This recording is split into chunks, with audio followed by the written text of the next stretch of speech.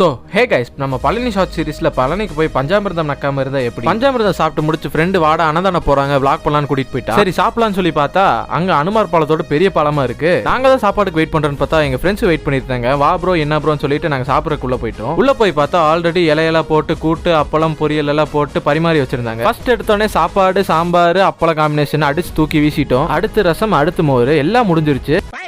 நல்ல வயிறு நிறைய பாயசத்தை சாப்பிட்டு முடிச்சுட்டு மேஹூடான்னு சொல்லி இறங்கி வந்துட்டேன்.